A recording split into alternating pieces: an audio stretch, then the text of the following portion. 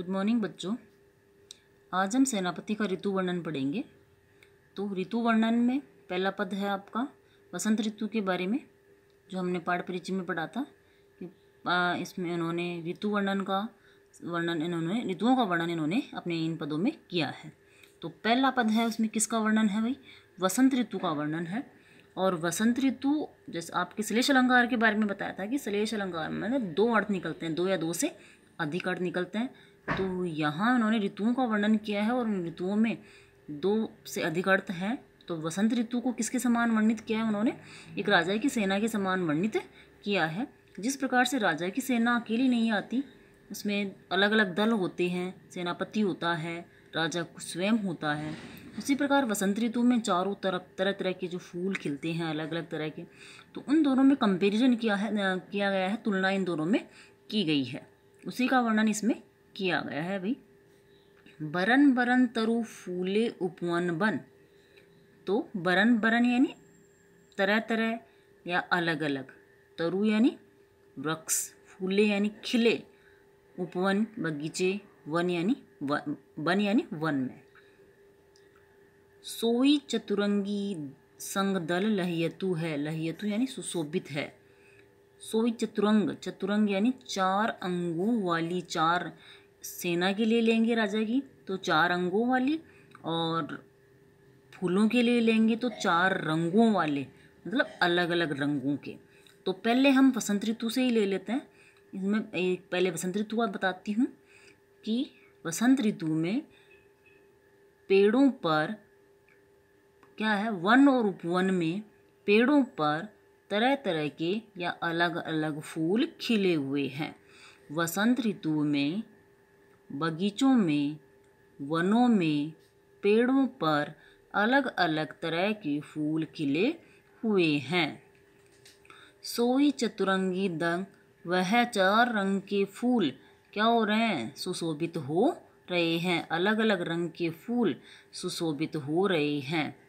जिस प्रकार से, दूसरा अर्थ लेंगे अब इसमें, जिस प्रकार से राजा की चार अंगों वाली सेना क्या होती है? सुशोभित होती है। चार अंगों वाली सेना मतलब पहले होता है वह राजा की हाथी सेना, फिर घुड़सवार, और फिर पैदल सवार, और एक और रह गई आपकी हाथी सवार, घुड़सवार, पैदल सेना, चार सेनाएं होती हैं इनमें। चौथी जो सेना होती है आपकी वह रथ सेना होती है। तो चार अंगों वाली जो सेना है सुशोभित होती है। तो पहली कौन सी हो गई? रथ हो गई, हाथी हो गई, घोड़े हो गए, और पैदल सेना हो गई। वह सुशोभित होती है राजा के साथ में। उसी तरह वसंत ऋतु में तरह तरह के फूल क्या हो रहे हैं? सुशोभित हो रहे हैं। बंदी जिमी बोलत बिरद वीर कोकिल है। बंदी आया था भाई, मैंने बताया था आपको, चारण या भाट। जिमी यानी जैसे, बोलत बोलना, बिरद यशगान, वीर कोयल तोता, और कोकिल यानी कोयल। गुंजत मधुप गान गुण गयतु है। ग्रहण करना, गयतु गुण यानी गुण, गुंजत यानी गुंजार करना, मधुप यानी भंवरा। जिस प्रकार से बंदी जन क्या करते हैं? राजा का गुणगान करते हैं। चारण भाट जिस प्रकार से राजा का गुणगान करते हैं, उसी प्रकार से वसंत ऋतु का गुणगान कौन कर रहा है भाई? कोयल और तोता कर रहे हैं। किसका? वसंत ऋतु का गुणगान कोयल और तोता कर रहे हैं। जिस प्रकार से राजा का गुणगान चारण भाट या बंदी जन किया करते हैं। पुराने समय में जब राजा महाराजा हुआ करते थे तो उनके पास उनका गुणगान करने के लिए, उनकी यशो गाथा को वर्णित करने के लिए बंदीजन या चारण नाम की जाति हुआ करती थी, जो इनका क्या करती थी? गुणगान किया करती थी, जिसके लिए उनको पुरस्कार मिला करते थे। तो उनके लिए तो वसंत ऋतु में कौन करता है? कोयल और तोता वसंत ऋतु का गुणगान करते हैं। गुंजत मधुप गान गुण गयतु है। भंवरा है वह गुण ग्रहण करके क्या करता है भाई? गुण ग्रहण करके वसंत ऋतु का गुणगान कर रहा है। कौन कर रहा है? भंवरा, मधुप यानी भंवरा वसंत ऋतु का गुणगान, गुण वसंत ऋतु से ही गुण ग्रहण करके, मतलब फूलों का रस लेकर वह वसंत ऋतु का गुणगान कर रहा है। आवे आस पास पूपन की सुबास सोई। पूपन पुष्प, सुबास यानी सुगंध, चारों तरफ या आस पास क्या हो रही है वसंत ऋतु में, फूलों की खुशबू सुगंध आ रही है। सोने के सुगंध मांझ सने रहियतु है। सोने के यहाँ महलों के लिए है भाई, मांझ यानी मध्य में, सने यानी लिप्त, रहियतु रहना। और सोने के जो महल है राजा महाराजाओं के, वह इस सुगंध से क्या हो रहे हैं, सने हुए रहते हैं, या वह उन महलों में सोने के महलों में फूलों की वह सुगंध क्या रहती है, समाविष्ट रहती है। शोभा को समाज सेनापति सुख साज आज। आवत वसंत ऋतुराज कहियतु है। शोभा का समाज, शोभा का समाज के लिए आएगा। कवि सेनापति कहते हैं, नीचे से लेना है कि ऋतुराज वसंत किसके साथ, कवि सेनापति कहते हैं कि वसंत ऋतु शोभा के समाज और सुख और सुविधाओं के साथ आता हुआ दिखाई दे रहा है। कवि सेनापति कहते हैं कि शोभा के समाज, मतलब शोभा कौन सी हो गई, उनकी चारों सेनाओं की शोभा, और सुख के साथ आता हुआ दिखाई दे रहा है। कौन, वसंत ऋतु। अर्थात कवि ने वसंत ऋतु को किसके समान, राजा की चतुरंगी सेना के समान वर्णित किया है।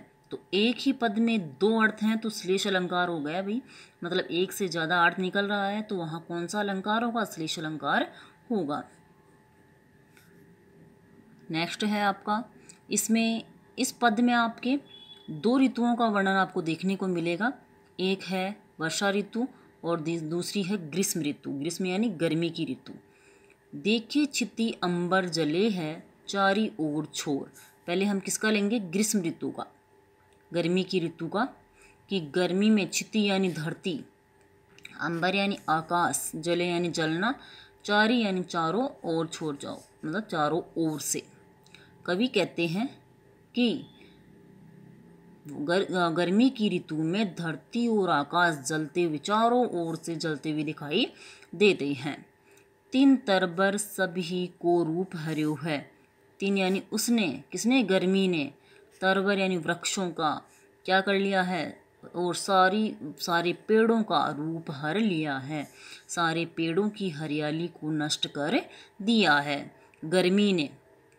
कवि कहते हैं कि ग्रीष्म ऋतु में धरती और अंबर चारों ओर से क्या होते हैं, जलते हुए दिखाई देते हैं। और उसने, किसने, गर्मी की ऋतु ने पेड़ पौधों की या पेड़ों की, सभी पौधों की हरियाली को क्या कर दिया है, नष्ट कर दिया है। महाझर लागे ज्योति भादव की होती चले। भादव दावाग्नि के लिए है भाई, जंगल की जो आग होती है उसके लिए है। ज्योति यानी प्रकाश के लिए है। महाझर तेज गर्मी के लिए आया है, कि तेज गर्मी है वह किसके समान दिखाई देती है, तेज धूप है वह किसके समान, आग के समान दिखाई देती है, या आग के समान होती चली जाती है। जलद पवन तन सेक मानो पर्यो है। जलद यानी जलना, हवा है वह कैसी हो गई है, जलने लगी है। और तन यानी शरीर को सेकने लगी है, क्या करने लगी है, मानो शरीर को सेक रही है। तेज हवा, कैसी हवा है, जलती हुई हवा है, वह शरीर को क्या कर रही है, सेक रही है, तपा रही है। दारुण तरनी तरे नदी सुख पावे सब। दारुण यानी भयंकर, तरनी यहाँ सूर्य के लिए है। सूर्य की भयंकर गर्मी से सुख प्राप्त करने के लिए लोग नदी का पानी पीकर सुख की प्राप्ति कर रहे हैं। सूर्य की गर्मी को दूर करने के लिए लोग क्या कर रहे हैं, नदी का पानी पी रहे हैं, या नदी के पानी से सूर्य की गर्मी को शांत कर रहे हैं। सीरी तन छाह चाही वो चित धर्यो है। और सभी, सीरी यानी ठंडी, घन यानी बादल के लिए है, यहाँ घनी आएगा भाई, छाह यानी छाया, ठंडी और घनी छाया में चित यानी मन रहना चाहता है। मन की इच्छा क्या है कि वह ठंडी और घनी छाया में रहे। देखो चतुराई सेनापति कविताई की जू। कवि सेनापति कहते हैं कि देखो मेरी कविता करने की चतुराई। जैसे, जू यानी जैसे, कवि सेनापति कहते हैं कि मेरी कविता करने की चतुराई देखो। जैसे ग्रीष्म विषम वर्षा के सम कर्यो है। मैंने ग्रीष्म ऋतु का वर्णन किसके समान कर दिया? वर्षा ऋतु के समान कर दिया है। या ग्रीष्म ऋतु की तुलना मैंने किसके समान कर दी है? वर्षा ऋतु के समान कर दी है। दूसरा देखते हैं हम इसका किसके संबंधित? वर्षा ऋतु से संबंधित।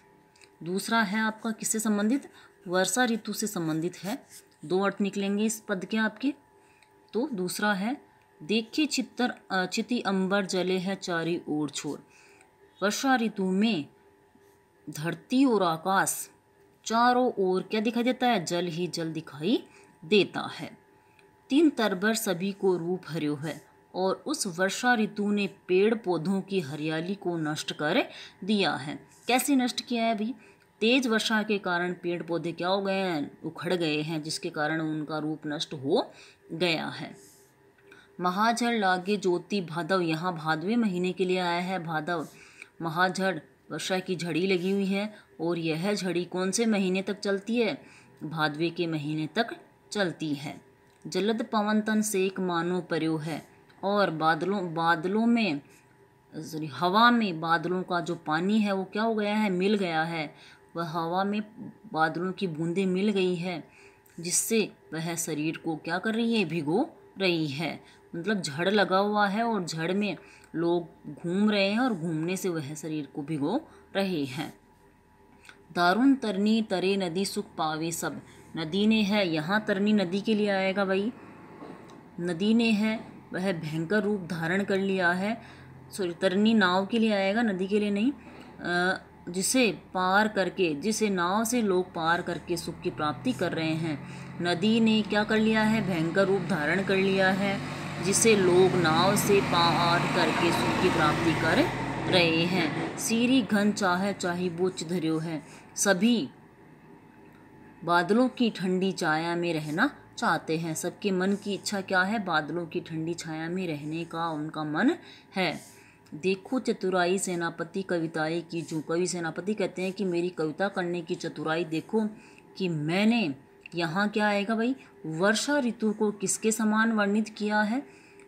ग्रीष्म ऋतु के समान वर्णित कर दिया है। या वर्षा ऋतु का वर्णन मैंने ग्रीष्म ऋतु के समान कर दिया है। सम आ रहा है, जिमी आ रहा है, वहाँ उपमा अलंकार आएगा। सम, जिमी, जू, इन पदों में आपके किसको देखने को मिलेगा? आपको उपमा अलंकार देखने को मिलेगा। इस प्रकार आपके 2 पद हो गए और 2 पदों का आपके 3 अर्थ हो चुके हैं। तो आपको जो सेकंड वाला पद है उसमें दोनों के अलग अलग अर्थ करने हैं। एक बार आप ग्रीष्म ऋतु लिख के वर्णन करोगे, अर्थ लिखोगे, और फिर दूसरी बार आप वर्षा ऋतु लिख के इसका वर्णन करोगे। ठीक है, धन्यवाद।